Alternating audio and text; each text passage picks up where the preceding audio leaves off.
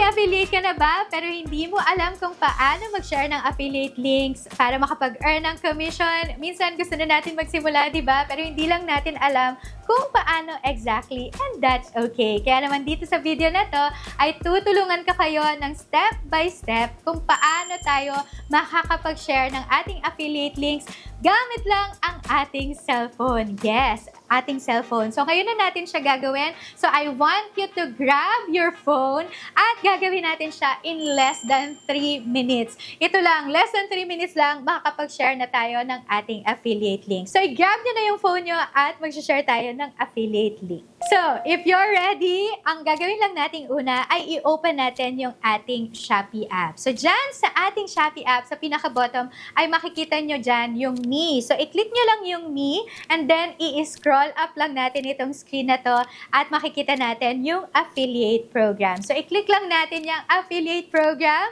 and you will see the screen na nandyan lahat ng mga products na pwede nating i-share as our affiliate products. So, since I'm into home-based printing business at nagtuturo din ako ng course na ang tawag ay Papers to Profits wherein tinutulungan ko yung mga stay-at-home at homeschooling moms kung paano sila mag-set up ng kanilang home-based printing business. So, ang isa-search ko dito ngayon at yung gusto kong i-share na affiliate link ay yung F4 na wire binding machine.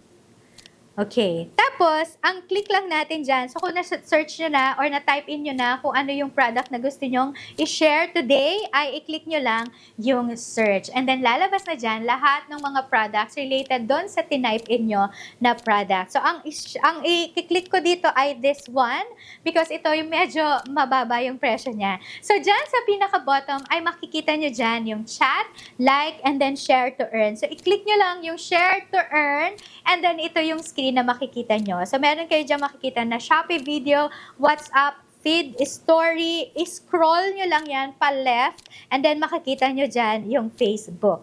So, i-click lang natin yung Facebook. Make sure na nakalink yung inyong mga Facebook account sa ating Shopee Affiliate Dashboard. So, yan. Makikita nyo ngayon dyan na pwede na kayong mag-create ng post. So, ang gagawin lang natin ay mag-add tayo ng caption. So, pwede natin sabihin na alam niyo ba na sobrang napadali ang buhay ko sa pag-bind ng paper project o ng journal with this wire binding machine. And I love it. And I love it. Ayan. And then, maglagay lang tayo ng emoji. Yan. Okay? So, ready na yung ating mga captions. Nakapag-isip na kayo ng captions ngayon dun sa ipopost yung affiliate link. So, na ako nakapag-type na kayo ng inyong mga caption. Ang next na ipapress natin dito ay yung next. So, i-click nyo lang yung next and nakapost na yung ating mga affiliate link sa ating Facebook account. So, ganun lang kasimpleng mag-share ng Shopee affiliate link sa ating mga social media account or sa ating Facebook account specifically. Wala pa yatang less than 3 minutes yung ginawa natin na yun, no? But if you have posted, congratulations kasi nakapag-post ka today ng isang affiliate link. Now, meron akong good news para sa inyong lahat. If you are into mga learning materials, activity books, mga journals, planners, devotionals, we are inviting you to be our affiliate. So, i-visit nyo lang yung ating Graceful Homeschooling Shopee store. Makikita nyo doon yung iba't ibang mga products na ginawa natin dito sa Graceful Homeschooling. We've sold thousands of mga activity books, learning materials all across our social media platforms and all across our e-commerce stores. Kaya naman, ini-invite namin kayo na mag-affiliate ng ating mga products. And if you want to start your own home-based printing business, like gusto nyo kayo talaga yung mag-create ng mga journals, planners, devotionals ninyo, i-check nyo lang yung ating signature course na ang tawag ay Papers to Profits. Dito ko kayo tutulungan at tuturuan kung paano magsa-set up ng home-based printing business. Ano ba yung mga tools, supplies, at equipment na kailangan nyo? Paano natin i-market at ibebenta yung mga paper products? At alam nyo ba na meron tayong exclusive community na ipapakita ko dyan sa inyong mga screen right now. So, meron tayo dyan exclusive community at itong community na to, very supportive, loving ang environment natin natin dito.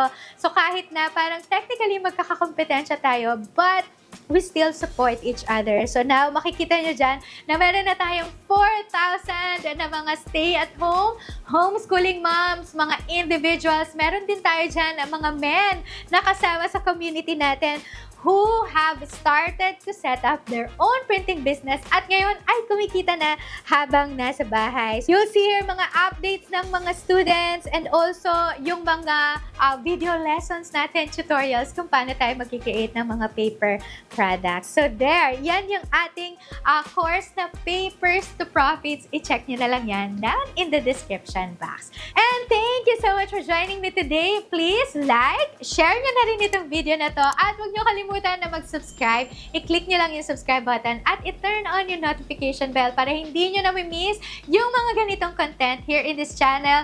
At marami pa akong mga content about paano ba tayo kikita habang nasa bahay here in my YouTube channel. Thanks so much everyone and I hope that I'll see you again on my next one. God bless everyone and I will see you around. Bye!